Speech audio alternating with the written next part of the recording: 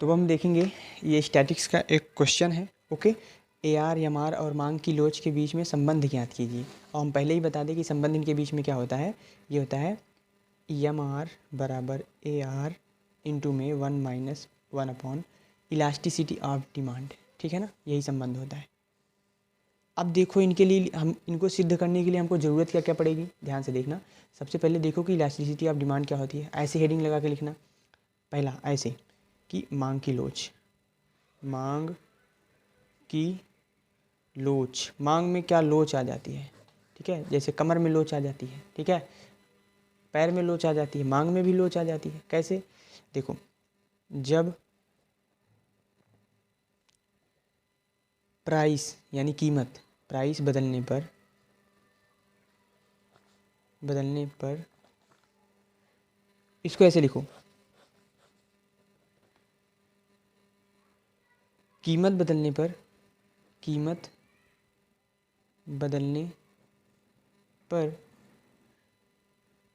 मांग कितनी बदलती है, मांग की लोच कहलाती है। ठीक है, सिंपल सी भाषा लिखना है, ज़्यादा नहीं। मांग की लोच कहलाती है, मांग की लोच बदलती है, मांग की लोच कहलाता है या कहलाता है। इसका सिंपल सा मतलब है मांग की लोच, ऐसे लिखो, मांग की लोच क्या बदलने पर, ऐसे लिख लो।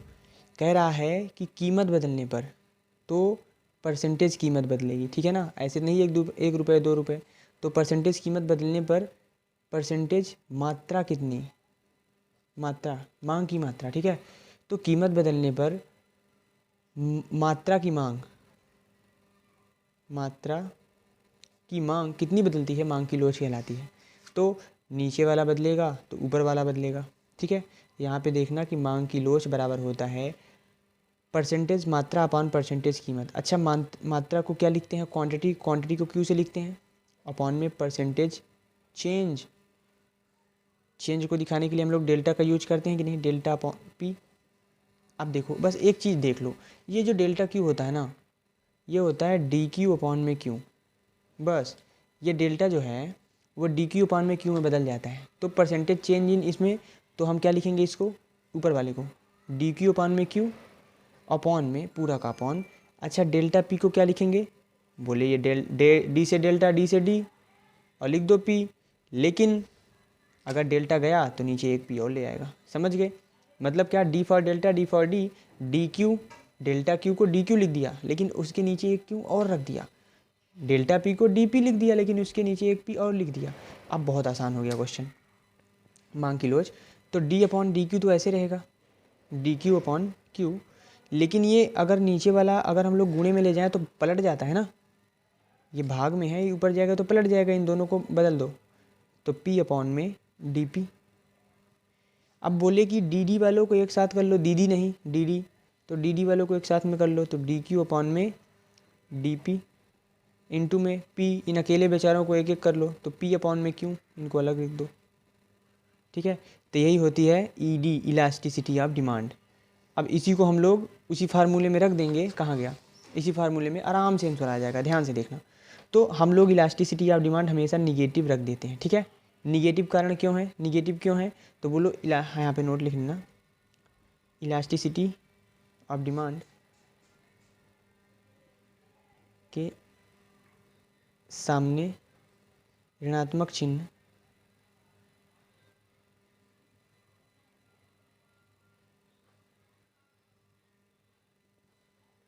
इसलिए आता है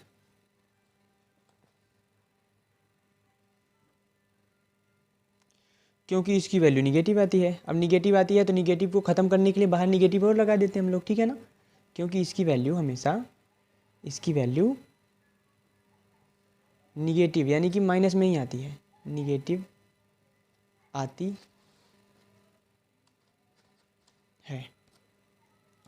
इसको मार्क करके रख लो कि सबसे पहले हमने इलास्टिसिटी ऑफ डिमांड का देखो सिंपल सा है, रट लो, रट लो का मतलब क्या, ऐसे कि हमने मांग की लोच सबसे पहले रखा। ठीक है, एक चीज़ को हमने क्लियर कर लिया। अब MR AR तो चुटकियों का खेल है, क्यों, क्योंकि हम लोगों ने पढ़ रखा है।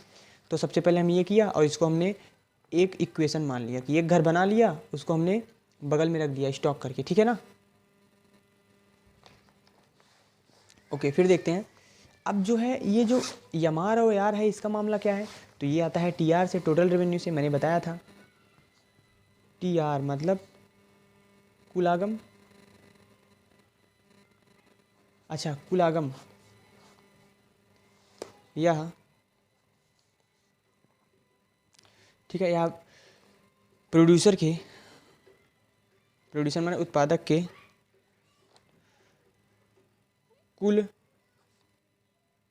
आय को दर्शाता है, ठीक है। आय को दर्शाता है नहीं कि मतलब जो भी उसने बेचा, टोटल कॉस्ट भी लगाया, प्रॉफिट भी आया, वही मिला के ये आ गया।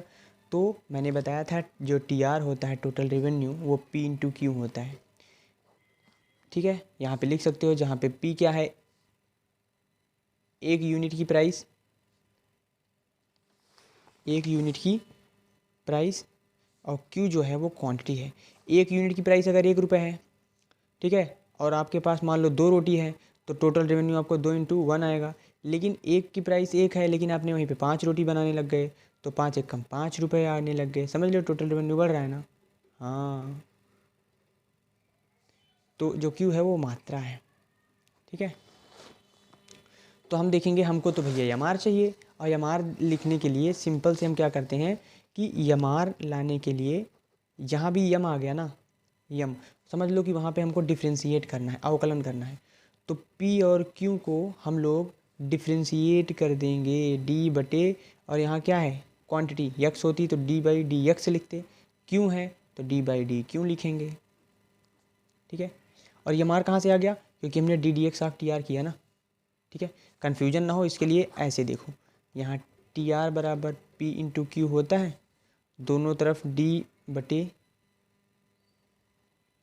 डी क्यू लगा दो, यहाँ पे डी बाई डी क्यू लगा दो, तो ये डी बाई डी क्यू क्या होगा, यमार हो जाएगा।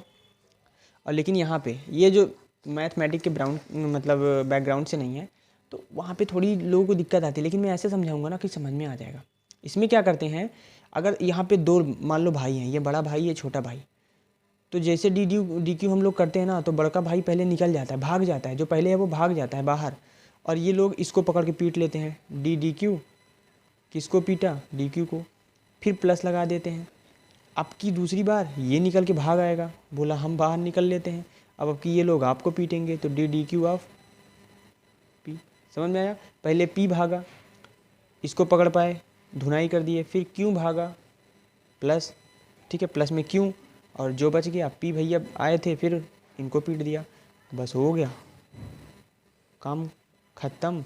अच्छा डी क्यू ऊपर है तो ऊपर नीचे कट नहीं जाएगा क्या, कट जाएगा। तो यमार बराबर ये बचा पी प्लस में क्यू इंटू में D P upon D Q. अब बस यहाँ एक स्टेप याद रखना कि हमको पी को कॉमन लेना है, क्यों, क्योंकि पी हमारा प्राइस है, पी को हम कॉमन लेंगे। अच्छा यहाँ पी था तो पी को कॉमन ले लिया तो एक बचा, लेकिन यहाँ था नहीं फिर भी ले लिया, तो उसके ऊपर तो भाई कर्जा चढ़ जाएगा, और कर्जा चढ़ जाएगा तो वो नीचे आ जाएगा, ठीक है ना, समाज में भी नीचे आ जाएगा, तो इसीलिए पी यहाँ नीचे आ गया, ठीक है। यहाँ था ना, इसने दे दिया तो बोला कि ना हम गए ना हम बचे, हमारा ठीक है, लेकिन ये तो बेचारे गए, तो पी कॉमन लेंगे तो यहाँ 1 बचेगा, यहाँ पी नहीं था तो पी नीचे आ जाएगा, तभी तो पी लेंगे। तो ये देखा D Q D P upon में डी क्यू। अब देखते चलो आराम से, यम आर पी 1 प्लस में, ये देखो ये वैल्यू किसकी दिख रही है, ध्यान से देखना, ये है Q upon P D P upon D Q, लेकिन यहाँ पे P अपॉन क्यू है, यहाँ पे Q अपॉन पी, यहाँ पे P अपॉन क्यू, यहाँ पे D P upon D Q, यहाँ पे D Q upon D P, ठीक है।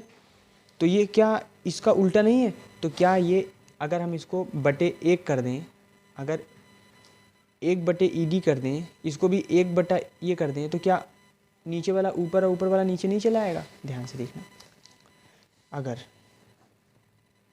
ई डी बराबर D Q upon D P, ये यहाँ से हमने निकाला था, इंटू पी अपॉन क्यू है, ठीक है, तो इसको हमको क्या करना है, इसको तो हमको यहाँ पे देखो यहाँ किस फॉर्म में आया है, क्यू अपॉन पी, तो क्या था D Q upon D P, P upon Q था। तो इस यहाँ पे तो हमको क्या लाना है, क्यू अपॉन पी लाना है, क्यू अपॉन पी लाना है। तो क्या करो, एक से भाग कर दो, ठीक है, इसके ऊपर एक लिख दो बस। तो ये D Q upon D P है, इंटू में पी अपॉन क्यू है। अब जब ऊपर एक आ गया तो पलट जाएगा, नीचे वाला ऊपर चला जाएगा, डी पी अपॉन ये नीचे आएगा डी क्यू, इंटू में क्यू ऊपर चला जाएगा, क्यू अपॉन पी। अगर इधर एक से भाग किया, ठीक है ना, एक ऊपर लिखा तो इधर भी एक लिखेंगे। तो क्या हमारा ये वैल्यू नहीं आ गया, ये यहाँ का वैल्यू, तो यहाँ पे हम लिख देंगे 1/ED। लेकिन क्या ये निगेटिव होता है, बोले हाँ, तो लिख दो ऐसे, एम आर बराबर, ये प्राइस था 1 प्लस माइनस से गुणा करो, माइनस आएगा 1 में इलास्टिसिटी ऑफ डिमांड, मांग की लोच। लेकिन इसके जगह तो हमें कुछ और चाहिए, इसकी जगह तो हमें AR चाहिए, एवरेज रेवेन्यू। तो P बराबर एवरेज रेवेन्यू होता है, यहाँ पे सिद्ध कर दीजिएगा, यहाँ पे ऐसे लिखो, क्योंकि जो टोटल रेवेन्यू होता है वो प्राइस इंटू हमने जितनी क्वांटिटी बेची। लेकिन अगर AR निकालना हो तो हमने बताया था कि टोटल रेवेन्यू को ही क्यू से भाग कर देते हैं, TR बटे क्यू। और टोटल रेवेन्यू का मान कितना है, P इंटू क्यू, और नीचे क्यू है, क्यू से क्यू कटा, अब पता नहीं क्यों कटा, ठीक है, तो P आ गया। तो P ही AR है और AR ही P है, तो हम लिख सकते हैं एम आर बराबर AR 1 - 1/ED। प्रूव्ड। अगर इतना कर दोगे, अरे दिख नहीं रहा था क्या, कोई बात नहीं, फिर समझाते हैं। जो एम आर बराबर P1 - ED आ गया, एम आर बराबर ये AR कैसे आया मैं बताना चाहता हूँ। यहाँ पे देखो, TR बराबर P इंटू क्यू है, हमने फार्मूला पढ़ा है ना, लेकिन उसी का एवरेज निकालना पड़ता है। तो बोले क्वांटिटी खींच के मारो नीचे, ठीक है, तो ये देखो क्वांटिटी नीचे आ गया, TR, AR निकालना है तो TR बटे क्यू कर दो। अब TR लिख दिया तो उसका मान भी लिख दो ना, P इंटू क्यू, नीचे क्यों है ही, क्यों से क्यों कटा, पता नहीं क्यों कटा, तो AR ही P है, P ही AR है, तो P की जगह हमने AR रख दिया, ये प्रूव हो गया। फिर से समझते हैं, जैसे ही ये क्वेश्चन आएगा हम लिखेंगे क्या कि AR MR की मांग को और मांग की लोच में संबंध ज्ञात कीजिए, इतना भी जल्दी नहीं है। दिखाइए कि यह P बराबर A - BQ मांग फलन के लिए। अच्छा, ये मांग फलन ही क्यों है, सप्लाई फलन क्यों नहीं? मैंने बताया जब भी क्वेश्चन में क्वांटिटी और प्राइस के बीच में कोई एक भी निगेटिव हो जाए ना, तो वो मांग फलन है। क्यों? क्योंकि मांग में और डिमांड और प्राइस में निगेटिव रिलेशन होता है। मांग, किसी चीज़ की प्राइस बढ़ जाएगी, समोसे की प्राइस 10 रुपये हो गई तो उसकी मांग घटा देंगे, मैं कहूँगा भाई फुल्की ही खा लो, ठीक है, और उसकी अगर कीमत घट गई समोसे की तो हम बढ़ा देंगे कि भाई 3 की जगह 4 खाओ, 8 खाओ, भले ही ना उठ पाओ लेकिन खाओ ज़रूर। तो ये सब था, ये हमने ऐसे किया कि मांग की लोच क्या है, कि कीमत बदलने पर मात्रा की मांग कितनी बदलती है, मांग की लोच कहलाती है। इसको आप डिफिनेशन देख के भी लिख सकते हो, ठीक है। मांग की लोच क्या है, मात्रा में परिवर्तन किसके कारण से, कीमत के। तो नीचे वाले के बदलने से ऊपर वाला बदलता है, ठीक है।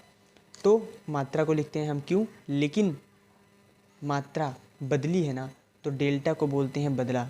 क्या? बदला। तो परसेंटेज डेल्टा मतलब बदल गया, क्यू अपॉन डेल्टा पी। हमने कहा कि डेल्टा को, अगर डेल्टा को बदलना है तो डी फॉर डेल्टा, तो हमने डी लिख दिया।